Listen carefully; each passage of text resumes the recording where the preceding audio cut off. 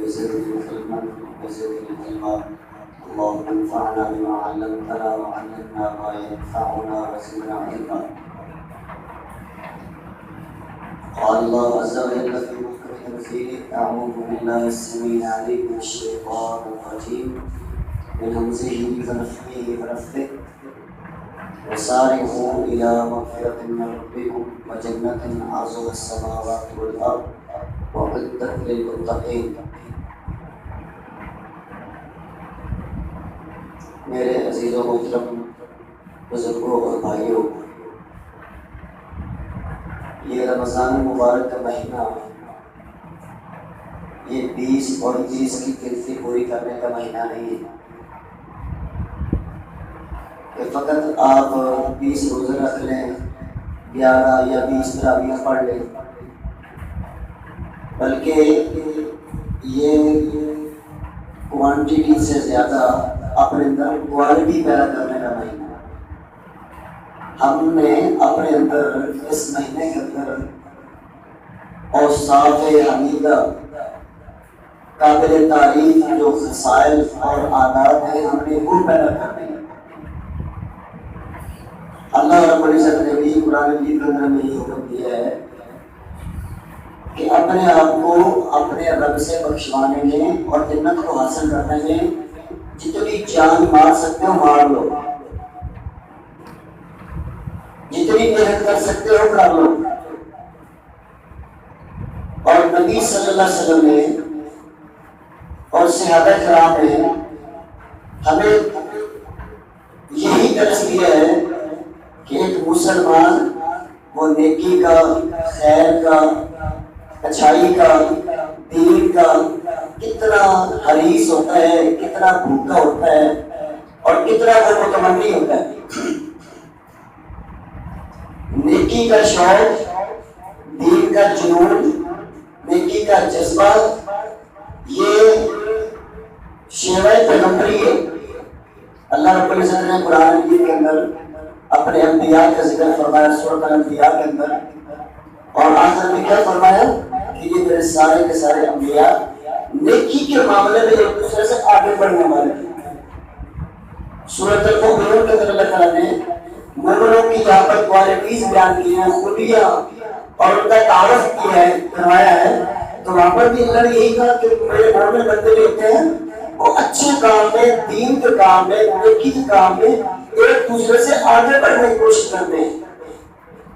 لیکن دکھ کی بات یہ ہے کہ آج انسان اپنے فطرت کے مقابلے، فطرت کے مطابق اس دنیا کے اندر ہر میدان میں ایک دوسرے کے ساتھ مقابلہ کرتا ہے، لیکن اگر ہم مقابلہ نہیں کرتے، ایک دوسرے پر نظر نہیں رکھتے، تو نیکی اور دین کے معاملے، دنیا کے معاملے میں ہر شخص نے اپنے رشتہ داروں پر، بھائیوں پر، محلے داروں پر، اپنے شریکوں پر نظر رکھی ہے۔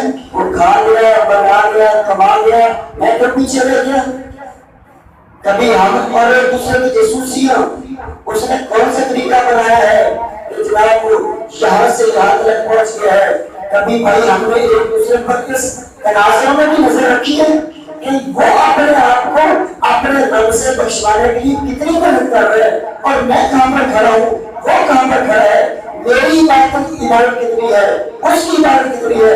کبھی ہم نے اس حوالے سے بھی ایک دوسرے کی جاسوسی کی ہے، ایک دوسرے پر نظر رکھی ہے، ایک دوسرے کی ریس کی ہے؟ بالکل بھی نہیں۔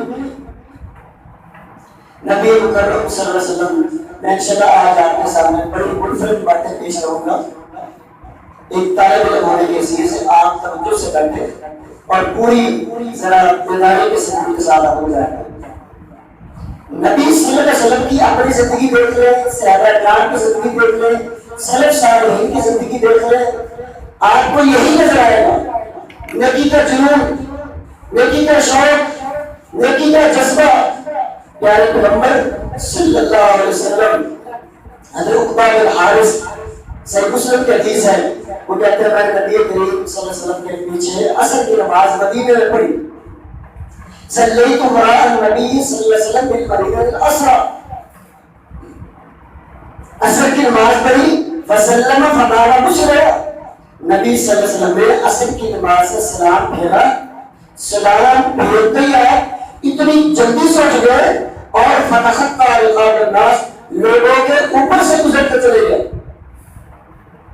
حالانکہ یہ وہ کام تھا جس سے نبی صلی اللہ علیہ وسلم منع کیا کرتے تھے کہ لوگوں کے اوپر سے نہیں گزرنا. تو کیا ثابت ہوا؟ عام حالات میں یہی حکم ہے، لیکن اگر کبھی کوئی خاص وجہ بن جائے تو آپ لوگوں کی گردنیں پھیلا کر جا سکتے ہیں.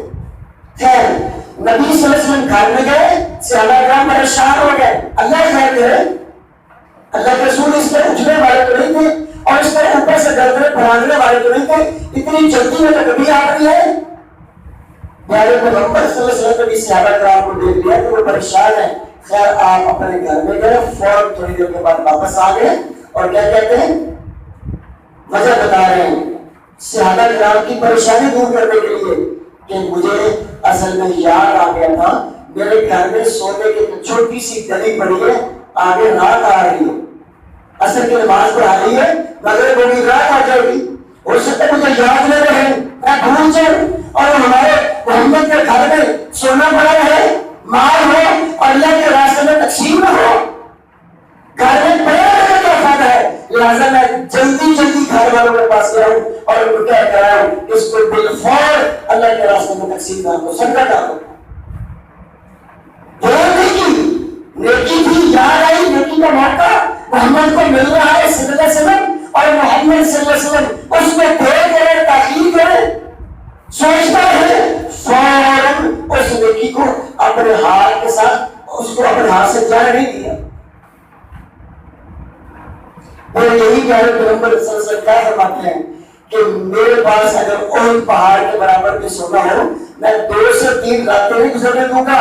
اللہ کے سمت ہو گئے تم اور اس کو سارا کا سارا میں اللہ کے راستے میں تقسیم کر دوں گا. نیکی کا میرا شوق اور جذبہ. صحابہ کرام صلی اللہ علیہ وسلم کی حدیث ہے، اگر انس کہتے ہیں ایک دفعہ والا قد فزع اہل المدینہ تھی، مدینہ کے لوگ صحابہ کرام گھبرا گئے. مدینہ رات کا وقت ہے، مدینہ کے باہر کی طرف سے کوئی شور آیا، صحابہ نے یہ سمجھا کہ شاید دشمن حملہ کرنے کے لیے آ رہا ہے، کوئی لشکر آ رہا ہے. صحابہ کرام نے جلدی جلدی اپنے گھوڑے، سواریاں، تیر، نیزے، ڈھالے، شارے اپنا دفاع فوراً تیار کیا، گھوڑے پر بیٹھ کر مدینہ کی سرحد کی طرف جاتے ہیں. آگے گھوڑے کی ننگی پیٹھ پر کون آ رہے ہیں؟ پیارے پیغمبر صلی اللہ علیہ وسلم سارے مدینے کی سڑک اور بارڈر کا چکر لگا دیا. فرمایا سو جاؤ، میں پورا مدینے کی باؤنڈری اور اس کے بارڈر اور سڑک کا چکر لگا کر آیا ہوں، کوئی خطرہ نہیں ہے. یہ میرے پیارے پیغمبر صلی اللہ علیہ وسلم کے اندر نیکی کا شوق، جذبہ اور جنون ہے.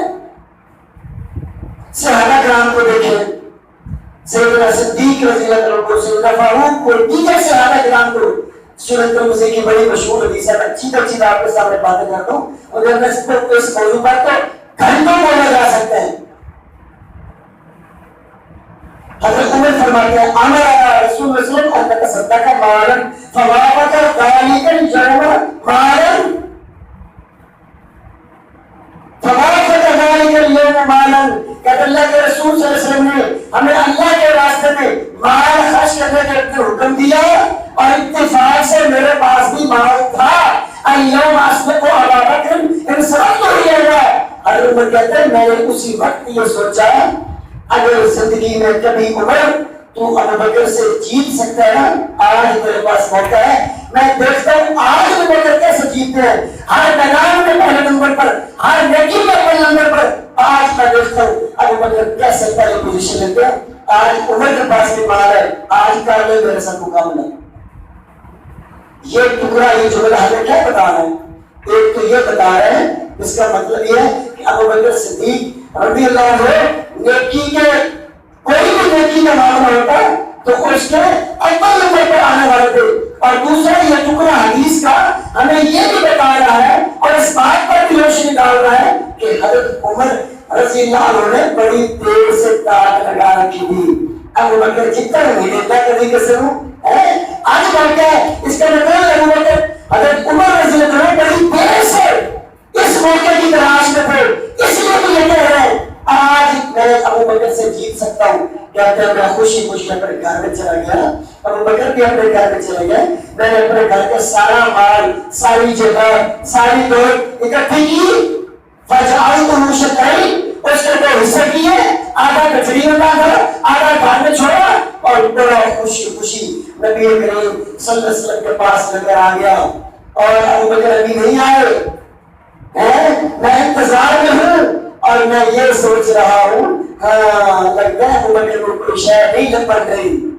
عمر تمہیں مبارک ہو، آج تو جیت گیا ہے. لیکن جب تھوڑی دیر کے بعد سیدنا صدیق رضی اللہ عنہ چھوٹی سی کچڑی اٹھائے ہوئے اللہ کے رسول صلی اللہ علیہ وسلم کی جھولی میں آ کر ڈال دیتے ہیں. اللہ کے رسول نے عمر سے بھی پوچھا تھا، عمر کھانے والے کے لیے کیا چھوڑ کر رہے ہو؟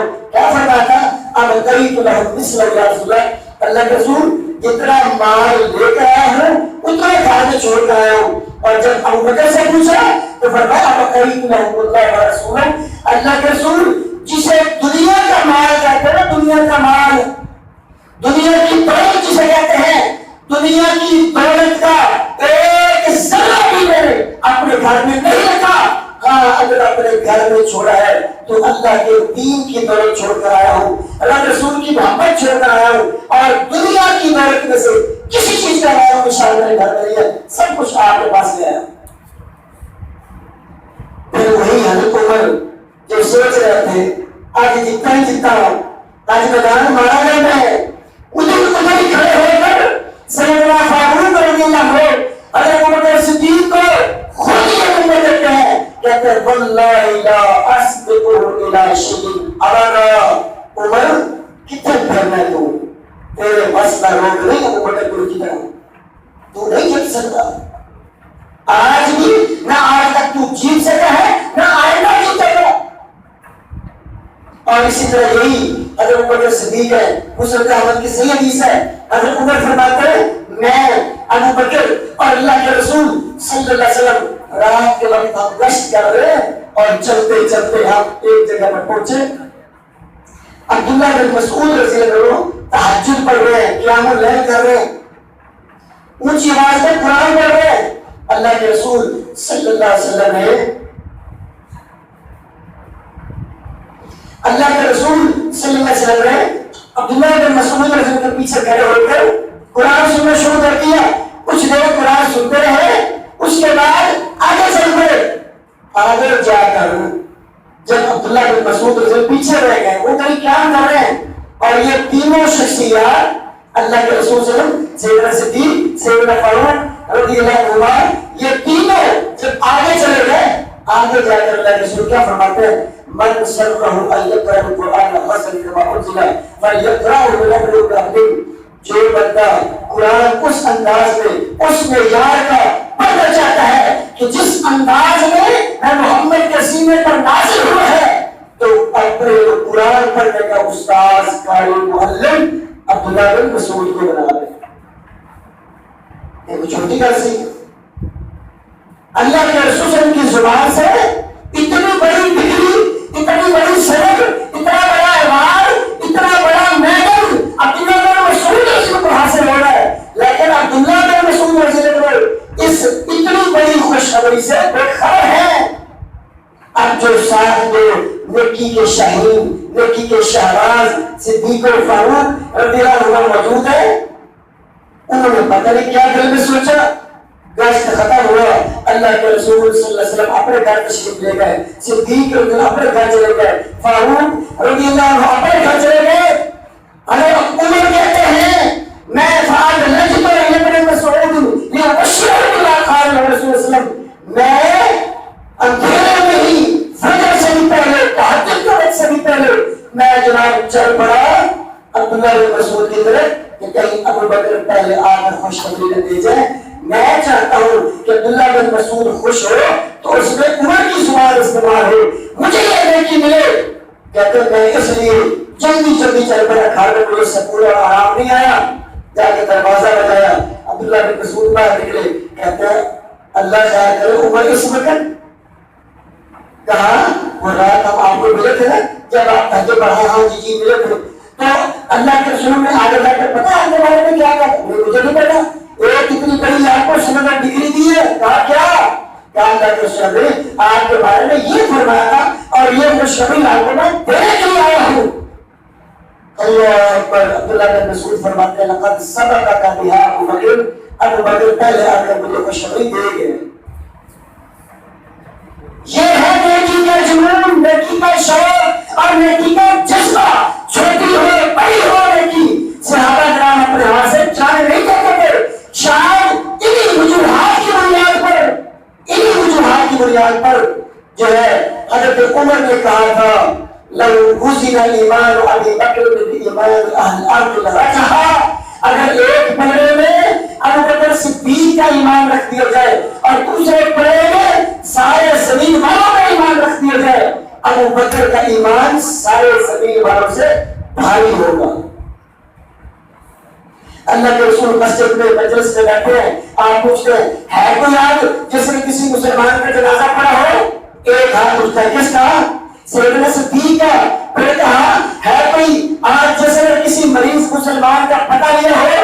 ایک ہاتھ اٹھتا ہے, کس کا؟ سیدنا صدیق کا. پھر اللہ کے رسول تیسرا سوال کرتے ہیں آج ہے کوئی جس نے اللہ کے راستے میں سجدہ کیا ہو؟ ایک ہاتھ کھڑا ہوتا ہے, سیدنا صدیق کا. اللہ کے رسول چوتھا سوال کرتے ہیں آج ہے جس نے نفلی روزہ رکھا ہوا ہے؟ ایک ہاتھ اٹھتا ہے, کس کا؟ سیدنا صدیق کا. اللہ کے رسول فرماتے ہیں مجتمع فی رجل الا دخل الجنہ. اور جس بندے کے اندر یہ خوبیاں جمع ہو جائیں اور وہ خوبیاں کے اندر پیدا کر لے, اس بندے کے جنتی ہونے کے اندر کیا شک ہو سکتا ہے؟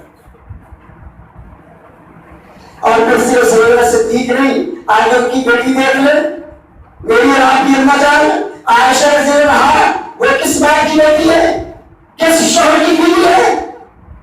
ان کے پاس ان کے بھانجے حضرت عبداللہ بن زبیر رضی اللہ عنہما نے 1,00,000 کی مالیت, 1,00,000 درہم 2 پیریوں کے اندر بھیجا. میری اور آپ کی اما جان عائشہ رضی اللہ عنہا نے نفلی روزہ رکھا ہوا ہے. جو ہی مال گھر میں آیا پھر درہم رکھے اور تقسیم کرنا شروع کر دیا. اصل تک سارا مال تقسیم کر کے فارغ ہو گئی.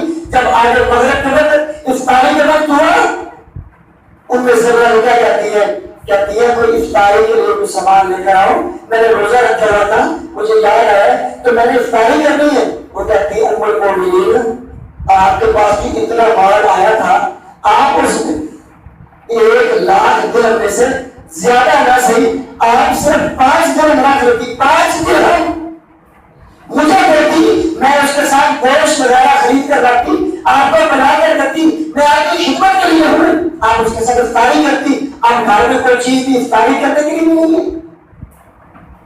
اللہ سے کیا فرماتے ہیں مجھے ملامت نہ کر, اس میں میرا کوئی قصور نہیں. اگر تو مجھے یاد دلا دیتی تو میں ہو سکتا ہے 5 درہم رکھ بھی لیتی, یاد دلا دیتی. نیکی کا شوق جذبہ اور جنون اپنے روزے میں بھی نہیں پتا, یہ بھی نہیں فکر کہ میں نے اپنے گھر کے لیے کچھ رکھنا ہے, بس یہی فکر ہے اللہ راضی ہو جائے, نیکی حاصل ہو جائے, میں کچھ کما لوں اور کچھ بنا لوں. حضرت عبداللہ بن عمر رضی اللہ عنہ دیکھیں, یہ بھی نبی کریم صلی اللہ علیہ وسلم کے عظیم صحابی, قریش کے نوجوانوں میں سے سب سے زیادہ دنیا کے معاملے میں اپنے نفس پر قابو رکھنے والے حضرت عبداللہ بن عمر تھے. مستقل حاکم کے اندر صحیح سے ان کے ساتھ حضرت جابر بن عبداللہ کا یہ قول موجود ہے. وہ صحابی رسول کہہ رہے ہیں کہ ہم صحابہ میں سے شاید کوئی بھی ایسا نہ ہو کہ جس کی طرف دنیا نہ جھکی ہو اور وہ دنیا کی طرف تھوڑا سا مائل نہ ہو سوائے عمر کے اور عمر کے بیٹے عبداللہ بن عمر کے. یہ عبداللہ بن عمر بیمار ہیں, انگور کھانے کو دل کر رہا ہے, انگور منگوائے گئے, غلام انگور لے کر آیا ہے, ابھی انگور سامنے رکھے تھے, چاہتی ہے, دل بھی کر رہا ہے, ضرورت بھی ہے, بیمار بھی ہے, لیکن سواری نے سوال کیا, آواز لگائی, اٹھا کر انگور سواری کو دے دیے, ایک انگور بھی نہیں کھایا. کیا اللہ راضی ہو جائے, نیکی حاصل ہو جائے, نیکی کا موقع مل رہا ہے, میں اپنے ہاتھ سے کیوں جائے. یہ حضرت عمر بن عمر ہے. ایک دن کہتے ہیں غلام کو یار آج مچھلی کھانے کا بڑا دل کرن دیا ہے. غلام مچھلی لے کر آیا, اس کو بنایا, پکایا, تیار کیا, سامنے رکھی, ابھی ایک لقمہ بھی نہیں کھایا, سوال کرنے والے نے آواز لگائی, مچھلی اٹھا کر سوالی کو دے دی. کیا شوق اس چیز کا ہے؟ اپنے پیٹ بھرنے کا نہیں, دنیا میں کچھ حاصل کرنے کا نہیں, بس اس دنیا میں ہم آئے اس لیے ہے. ان کا مقصد یہی تھا کہ ہم اس دنیا میں آئے اس لیے ہے کہ ہم اپنی آخرت بنا جائیں, نیکی کے انبار لگانے, نیکیوں کی انویسٹمنٹ کرنے اور نیکیوں کا ذخیرہ خزانہ بنا کر اللہ تعالیٰ کے پاس جائیں. یہی حضرت اللہ بن عمر, ان کی بیوی میمون بن مہران ثانی کہتے ہیں, عبداللہ بن عمر رضی کی بیوی کو لوگوں نے ذرا ڈانٹا کہ اللہ کی بندی تو کیسی عورت ہے, عظیم ایک انسان بڑا شوہر ہے, اس نے آپ نے اس کی صورت دیکھی ہے, اس کو کچھ کھلا پلایا کرو, آپ اس کو لگتا ہے کھانا نہیں بنا کر دیتی. وہ کیا کہتی ہے, کہتی میں کی کر رہا ہوں, میں بڑا کچھ بنا کے دے دیا ہوں, لیکن عبداللہ بن عمر رضی اللہ عنہ سب کچھ جو ہے وہ مساکین میں تقسیم کر دیتے ہیں, اور عشاء کا کھانا اکیلے کھاتے نہیں, جب تک کہ کھانے میں کوئی فقیر مسکین شامل ہو اس وقت تک کھانا ان کے حلق سے نیچے نہیں اترتا. جب لوگوں نے غلامت کی تو اس دن انہوں نے کیا کیا, عبداللہ بن عمر رضی اللہ عنہ کی بیوی نے اچھے سے کھانے بنائے اور مسکین جو عبداللہ بن عمر کے راستے میں بیٹھتے تھے ان کو بلا کر بھیجا, پہلے کھانا کھلا دیا, اور جن مسکینوں نے ابھی آنا تھا وہ اپنے گھروں میں تھے ان کے گھروں میں کھانا بھیج دیا, ساتھ پیغام بھیج دیا کہ اللہ کا واسطہ دے آج اگر پر عبداللہ بن عمر بلانا نا تو نہ آیا جائے, چلو ان کو پیٹ بھر کے کھانا کھا لیتے تھے, ہم نے تمہارا اسے تمہارے گھر میں پہنچا دیا, تمہارے پیٹوں میں چلا گیا ہے, اب نہ آؤ. اسی طرح ہوا جب عشاء کا کھانا کھانے لگے, انتظار میں بیٹھے ہیں, اس کو پیغام بھیجا, اس کو پیغام بھیجا, اس مسکین کو پیغام بھیجا, کوئی بھی نہیں آیا.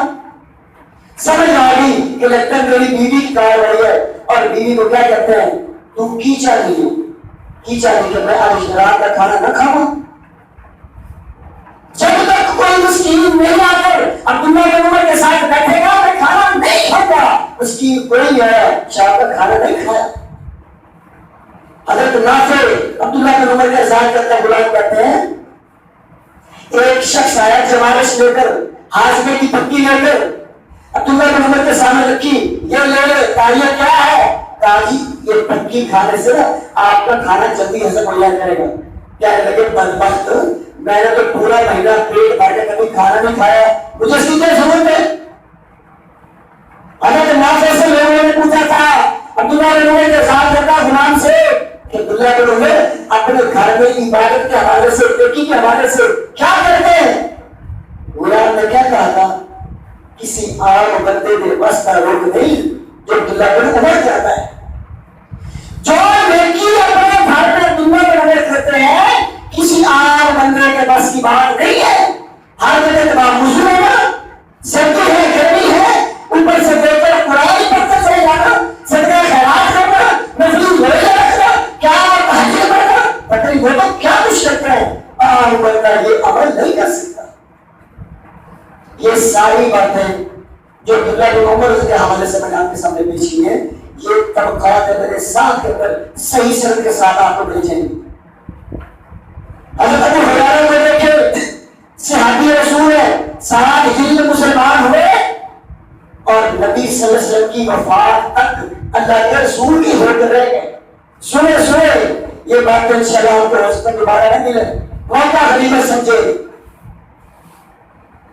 ایک لمحہ ایک پل بھی نبی صلی اللہ علیہ وسلم سے آگے پیچھے نہیں ہوئے. صرف اس وقت جب نبی صلی اللہ علیہ وسلم اپنے گھر میں ہے, مجبوری میں دروازے پر ہے, بس دو ہی جگہ عبداللہ حضرت ابو ہریرہ کی دو ہی جگہ, یا مسجد نبوی میں مجلس نبوی جو اللہ کے رسول کی علمی مجلس رکھتی تھی جس میں آپ کچھ بیان فرمایا کرتے تھے, یا چوکھٹ نبوی, نبی کی مجلس یا نبی کی چوکھٹ, نبی کی مجلس یا نبی کی چوکھٹ. خود ہی کہتے ہیں مہاجر صحابہ کاروبار بھی کرتے تھے, انصار صحابہ زمیندار تھے, زمینوں لیکن یہ ابو ہریرہ رضی اللہ عنہ نہ کھانا کھانے کے لیے جا رہے ہیں، نہ بازار میں جا رہے ہیں، نہ کوئی دیہاڑی روٹی روزی کے لیے کما رہے ہیں، کسی کو کھانا کھلا دیا تو کھا لیا، اگر نہ بھوکے ہیں یا مجلس نبوی میں بیٹھے ہیں، اگر اللہ کے رسول گھر میں آ گئے تو پھر آپ کی چوکھٹ پر بیٹھے کیا صرف پیچھے فکر ایک ہے، شوق ایک ہے، اگر میں دائما ہو گیا اللہ کے رسول نے کوئی حدیث بیان کر دی میں اسے محروم رہ جاؤں گا، اور خود کہتے ہیں بھوک کی وجہ سے میرا سر چکرا کرتا، میں کھیل پڑتا، لوگ میرے اوپر سے گزر جاتے مجھے مجنون دیوانہ سمجھ کر، اور میرے ساتھ مجنون ہونے کا میرے ساتھ کیا بننا؟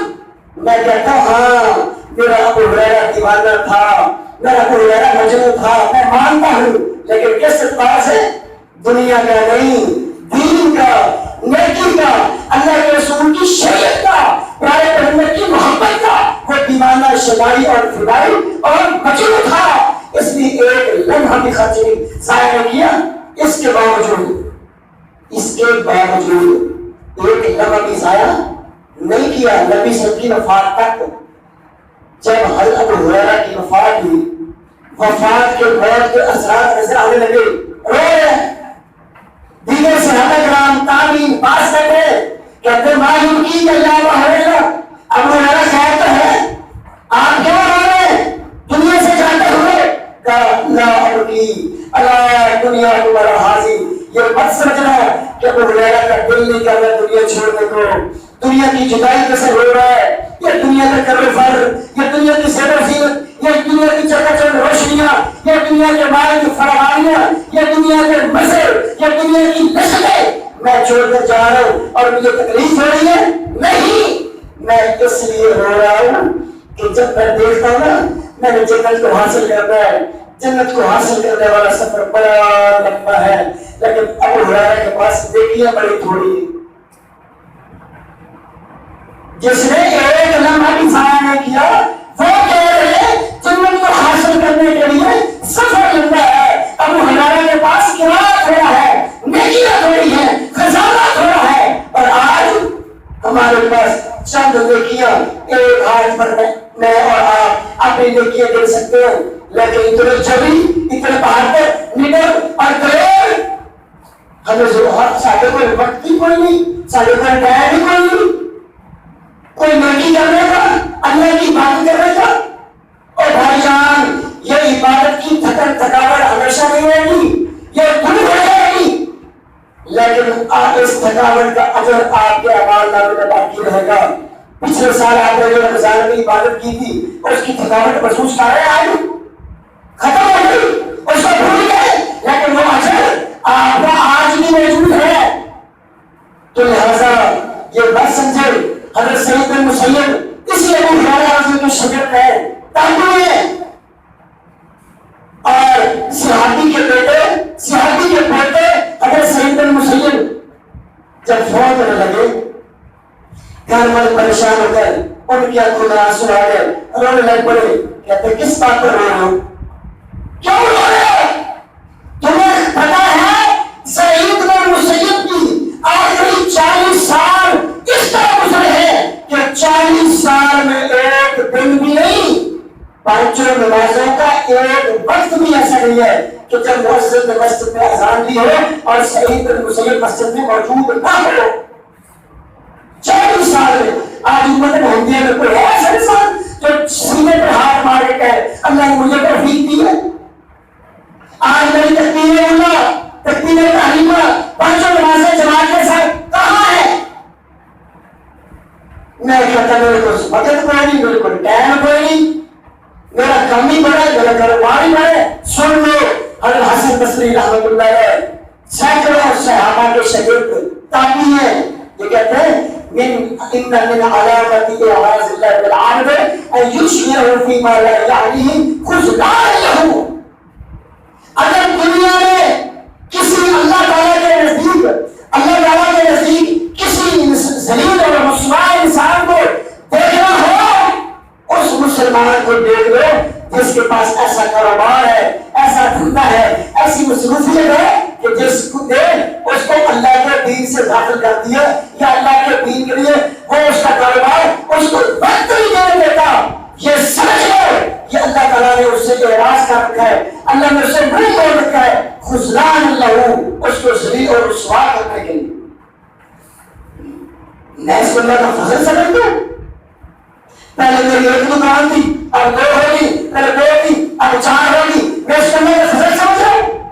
اگر یہ میری دکان، یہ میری ہڈی، یہ میرا کاروبار، یہ میری صنعت، یہ میری سیدھی نالا، یہ میرا گھر بار، یہ میرے بیوی بچے، اگر اللہ کے دین کو صحیح وقت نہیں کرنے دیتے، اللہ کی قسم ہے کہ میرے اور آپ کے اللہ تعالیٰ کے ہاں ذلیل اور رسوا ہونے کی دلیل ہے، اور اللہ تعالیٰ کے ہم سے اعراض ہو کرنے کی، منہ موڑنے کی دلیل ہے۔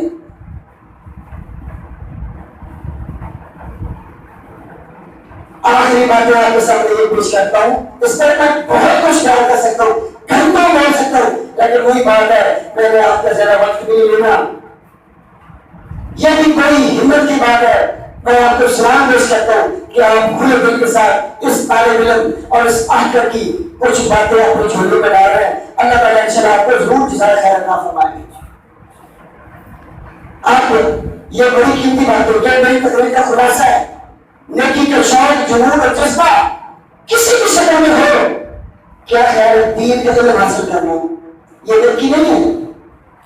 نیکی ہے نا، اچھا اس کو ہم چند جھلکیاں دے دیتے ہیں۔ اگر وہ ابو ہریرہ کی بات آپ نے سنی کس طرح دین کا شوق ہے، اور حضرت جابر بن عبداللہ رضی اللہ عنہ صحابی رسول ہیں، ان کو خبر ملی کہ شام کے اندر ایک صحابی ہے، ان کے پاس ایک حدیث کا علم ہے جو میرے پاس نہیں ہے۔ صحابی رسول نے مدینے سے شام کا ایک طرح کا سفر، ایک مہینے کا، اور ایک مہینے کا آنے کا، ایک مہینے جانے کا، 2 مہینوں کا سفر بنتا ہے۔ صحابی رسول حضرت جابر بن عبداللہ نے اسپیشل طور پر اونٹ خریدا، اس پر کچاوا کسا، مدینے سے شام چل پڑے، اس صحابی سے جا کے حدیث سنی، کچاوا کھول بغیر ہی واپس آ گئے، کہا میں صرف حدیث سننے کے گیا تھا، مجھے اور کوئی کام نہیں تھا۔ اتنا شوق اللہ کے دین کا، اللہ کو یہ ساری نصیحت ہو، پورے صحابی ہے، پورے صحابی ہے۔ ایک حدیث اللہ کے رسول صلی اللہ علیہ وسلم سے خود بھی سنی ہوئی تھی، لیکن بڑھاپے کی وجہ سے اس میں کچھ شک محسوس کر رہے تھے کہ کہیں میں بھول کر نہیں گا۔ اس شک کو دور کرنے کے لیے مصر میں حضرت عقبہ بن عامر صحابی رسول بیٹھے ہوئے تھے، ان کے پاس وہ حدیث تھی، مدینے سے مصر جاتے ہیں، اس حدیث کو کنفرم کرنے کے لیے اس صحابی سے حدیث ہوتے واپس آ جاتے ہیں۔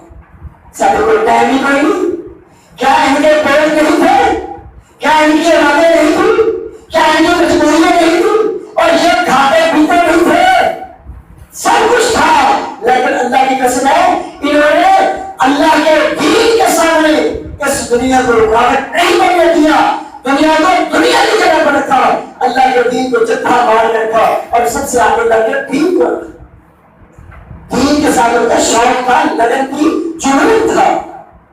اور امام مظہور شامی رحمہ اللہ نے پہلے غلام تھے، کہتے مجھے مصر میں آزاد کیا گیا، میں نے مصر کے علماء سے علم سیکھا، پھر میں جناب مصر کے بعد بغداد، کوفہ اور پھر شام میں آیا، شام میں نے اتنا علم حاصل کیا کہ علم کو میں نے چھلنی میں چھان کے مارا۔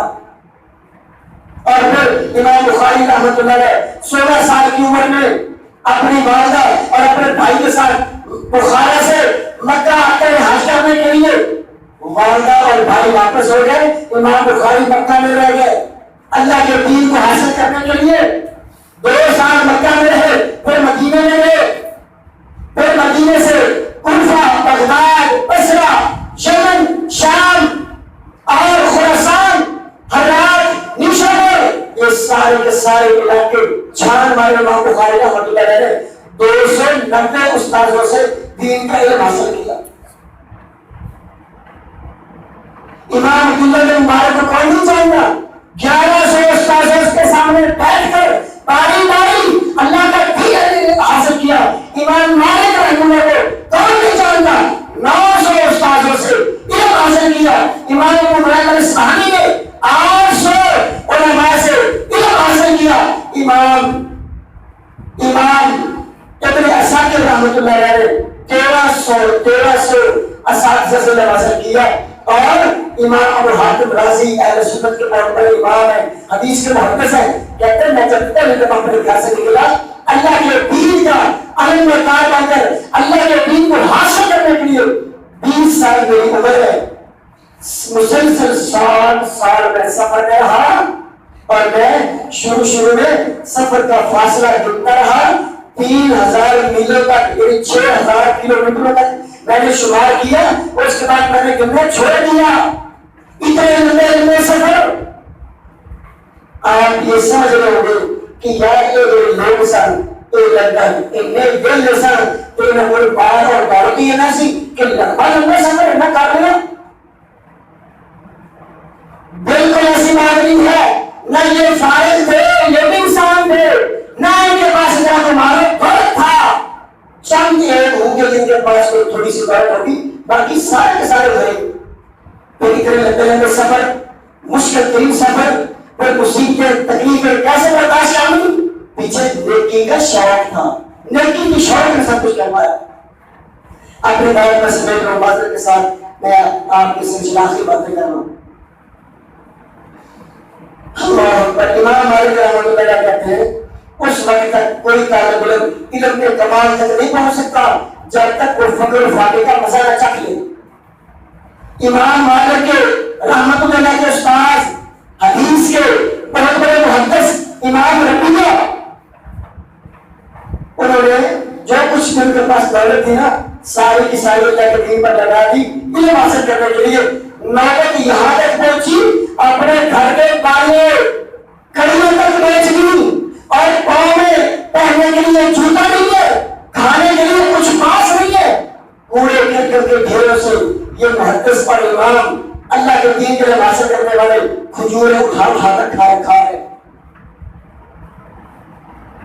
اور امام احمد بن حنبل رحمۃ اللہ علیہ اہل سنت کے امام ہے، کون نہیں جانتا؟ جب یہ یمن میں گئے علم حاصل کرنے کے لیے 60 نالے بولتے تھے، نالے ازار بند، وہ پین بن کر بیچتے، اپنی ضروریات پوری کرتے، ساتھ اللہ کے دین کا علم حاصل کرتے، اور جب واپس آنے لگے یمن سے تو وہاں کا جو تندورچی تھا، نان والی روٹیاں لگا لگا تندور والا، اس کے مقروض نکلے۔ قرض اتارنے کے لیے امام احمد بن حنبل کے پاس کچھ نہیں تھا، اپنے پاؤں میں جوتے تھے، وہ جوتے لے کر اپنا قرض اتارا، ننگے پاؤں واپس آئے، کافروں میں شامل ہو گئے، لوٹے کا سواریوں پر سامان اتارنا لانا اس کا کام کرتے رہے، ساتھ ساتھ مزدوری کرتے رہے، سفر بھی طے ہوتا رہا، مزدوریاں بھی کرتے رہے، اپنی ضروریات پوری کرتے رہے۔ امام بخاری رحمۃ اللہ علیہ جن دنوں بشرا میں تھے علم حاصل کرنے کے لیے کچھ دن ہو گئے، کلاس میں نہیں جا رہے، استاد صاحب بھی غیر حاضر محسوس کر رہے ہیں، طالب علم ساتھی بھی امام بخاری کو غیر حاضر سمجھ رہے ہیں۔ کیا کام ہے بخاری جو اتنی دور سے اللہ کے دین کے علم حاصل کرنے کے لیے آئے تھے؟ پتہ کیا امام بخاری ایک اندھیری کوٹھڑی میں بیٹھے ہیں، نظر نہیں آ رہا، آواز آ رہی ہے، کہا جی بخاری کیا مسئلہ ہے؟ استاد جی پوچھ رہے ہیں، کلاس میں نہیں آ رہے، آپ بخارا سے چل کر کسرا میں آئے، اللہ کے دین کے علم حاصل کرنے کے لیے خیال تو ہے؟ کہا جی میرا لباس پھٹ گیا ہے، میرا بدن ڈھانپنے کے لیے میرے پاس لباس نہیں ہے، اس لیے میں نہیں آ سکتا۔ ساتھیوں نے پیسے جوڑ کر تھوڑے تھوڑے کپڑے لے کر دیے امام بخاری کو، پھر علم کی مجلس میں شامل ہو۔ یہاں اتنا کچھ ہونے کے باوجود بھی ان کے قدم نہیں لگ رہے، اپنے مشن سے نہیں پیچھے ہٹے، انہوں نے دین کو نہیں چھوڑا۔ آج اللہ کی کون سی نعمت ایسی ہے جو ہمارے پاس موجود نہیں ہے، لیکن اس کے باوجود ہم نہ شکر دین سے غافل، ہم آج اللہ کے دین کو کتنا حق دے رہے ہیں اور اپنی دنیا کو کتنا حق دیتے ہیں۔ اللہ کی قسم ہمارے مسلمانوں کو درس میں بیٹھنے کے لیے شیطان خواہش کرتا ہے، خوشی کرتا ہے، دل نہیں لگتا، مزہ نہیں آتا، کام یاد کرواتا ہے، اور یہ بھی تھے، یہ بھی انسان تھے۔ اللہ اکبر۔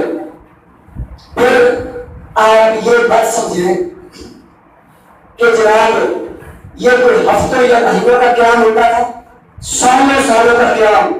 امام مالک رحمہ اللہ کے پاس حضرت نافع بن عبداللہ ان کے شاگرد کہتے ہیں میں 35 سے 40 سال امام مالک کے پاس رہا، صبح بھی حاضر ہوتا، دوپہر کو بھی کلاس لیتا، شام کو بھی کلاس لیتا، 35 سے 40 سال لگا کے میں نے اللہ کے دین کا علم حاصل کیا۔ شوق، نیکی کا شوق۔ امام زہری کہتے ہیں میں نے اپنے استاد حضرت سعید بن مسیب کی بات کر چکا ہوں، ان کے زانوں کے ساتھ زانوں ملا کر میں نے 8 سال گزارے، 8 سال میں نے اللہ کے دین کا علم حاصل کیا۔ پھر ان کو اللہ کے دین کے لیے جتنی تکلیفیں آئی انہوں نے وہ بھی برداشت کی۔ کیا انسان جب کسی چیز کا دیوانہ ہوتا ہے نا، مجنون ہوتا ہے، کسی چیز کے خاطر پاگل ہونے کی حد تک پہنچ جاتا ہے، اتنا اس کے اوپر وہ چیز سوار رہتی ہے تو پھر وہ تنگی تکلیفوں کو برداشت کر جاتا ہے، ان کی پرواہ نہیں کرتا۔ امام مالک رحمۃ اللہ علیہ کو مدینہ کے امام ہے، مسجد نبوی کے امام ہے، بولتا امام مالک کے مصنف ہے۔ سب سے پہلے اس دنیا میں جو لکھی گئی کتاب ہے، لکھے ہونے کی شکل میں ہونے والی کتاب ہے، وہ بولتا امام مالک ہے۔ انہوں نے فتویٰ دیا جو قرآن اور حدیث کے مطابق تھا، لیکن وقت کے حاکم کو وہ فتویٰ پسند نہ آیا۔ امام صاحب کے کپڑے اتروا کر ان کو 70 سے 80 کوڑے پشت پر مروائے گئے، جس کی وجہ سے امام مالک رحمۃ اللہ علیہ کے دونوں کندھوں کے جوڑ اکھڑ گئے، کندھے اکھڑ گئے، پشت لہوار ہو گئی، منہ کالا کر کے گدھے پر بٹھا کر وقت کے امام کو، وقت کے بھائی کو، وقت کے محدث کو، جو مسجد نبوی کا ہمت الہاد کا وارث تھا، گدھے پر بٹھا کر کالا کر کے پورے مدینے کے چکر لگوائے گئے۔ امام مالک تب بھی یہ کہہ اعلان کر رہے ہیں من عرفنی فقط عرفنی ومن لم یعرفنی فما بالو الناس، جو مجھے جانتا ہے وہ تو جانتا ہے، جو نہیں جانتا وہ بھی جان لے کہ میں مالک بن انس ہوں۔ اللہ کے دین کی وجہ سے ساری تکلیفیں مجھے دی جا رہی۔ امام احمد بن حنبل رحمۃ اللہ علیہ انہوں نے بھی خلیفہ کے دور کے اندر خلق قرآن کا مسئلہ آیا، کھڑے ہو گئے، ڈٹ گئے، کہا ٹھیک ہے مسلمان ہے، حاکم میں حکمران ہے، لیکن آپ نے یہ مسئلہ غلط ہے، قرآن حدیث کی تو دلیل ہے، میں ماننے کے لیے تیار ہوں۔ امام احمد بن حنبل رحمۃ اللہ علیہ کو رمضان کے مہینے میں دھوپ کے اندر بٹھا کر کپڑے اتروا کر جلاد ایک کی جلاد 2 کوڑے مارتا، صرف 2 کوڑے، کیوں؟ زیادہ کوڑے بندہ مارے گا تھک جائے گا، اس کے اندر وہ زور میں پریشر نہیں رہے گا، لہٰذا 2 کوڑے مارے ہر جلاد۔ اور جب امام احمد بن حنبل رحمۃ اللہ علیہ کو ہوش لاتے، تلوار کی نوک چبھوڑ کر امام احمد بن حنبل کو ہوش لایا جاتا۔ 14 سال یہ ظلم و ستم برداشت کرتے رہے۔ امام بخاری رحمۃ اللہ علیہ کو حاکم بخارا کے بادشاہ نے دربار کر دیا۔ سمرقند کی چھوٹی سی بستی خربند، اس کے اندر کچھ عزیز اور رشتہ دار تھے امام بخاری رحمۃ اللہ علیہ کے۔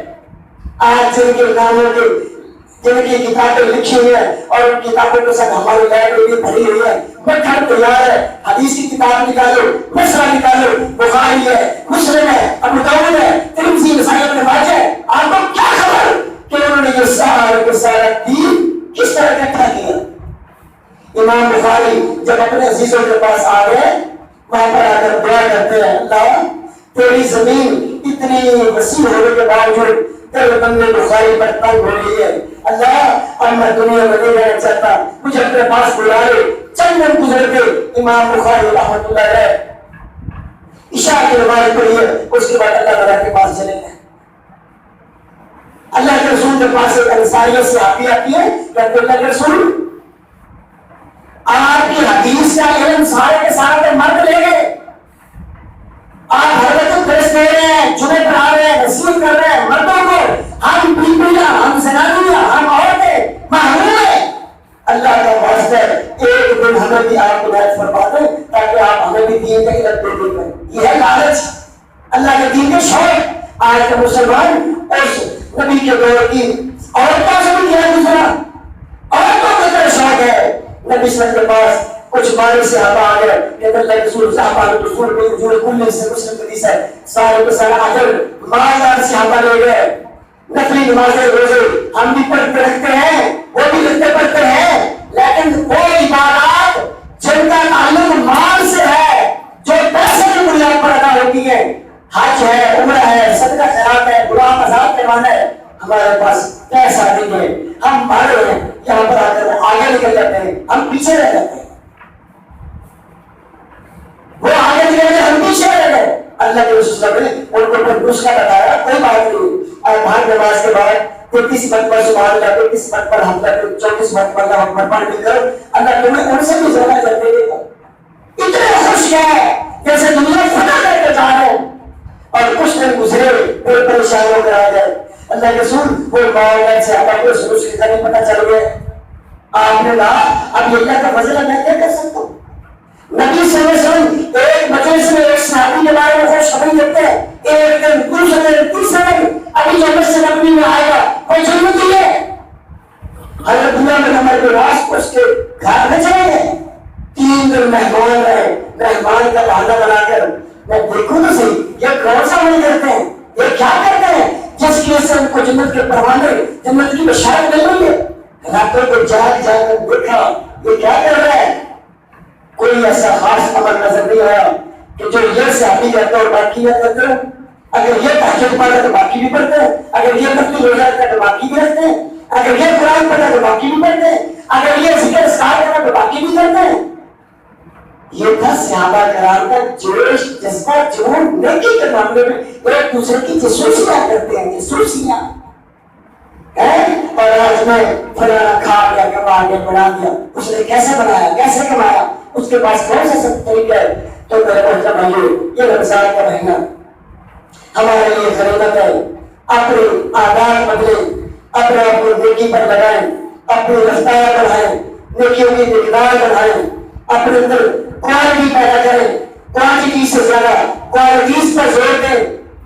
اللہ تعالیٰ ہمیں اس رمضان مبارک کے مہینے کے اندر ہمیں بھرپور طور پر اللہ تعالیٰ کی رحمتوں کے خزانے لوٹنے کی توفیق عطا فرمائے، اور آئندہ بھی اللہ تعالیٰ ہمیں ایک ایک قدم ہے اور ایک ایک پل کے لیے اللہ تعالیٰ ہمیں نیکی کا شوق، جذبہ، اور نیکی کے ساتھ جنون، نیکی کی لگن، اور نیکی کے ساتھ تعلق، نیکی کی محبت، نیکی کا پیار اللہ تعالیٰ ہمیں نصیب فرمائے۔ میں نے آپ کا بہت زیادہ وقت لیا، اللہ تعالیٰ آپ کو جزائے خیر عطا فرمائے، اللہ تعالیٰ آپ کو جنتوں میں گھر سے نوازے، اور جو کچھ میں نے بیان کیا سب سے پہلے مجھے اس کے بعد آپ کو اس چیز کو سمجھنے اور اس پر عمل کرنے کی توفیق عطا فرمائے۔ ہمارے لیے بلاغ المبین اور جزاکم اللہ خیر۔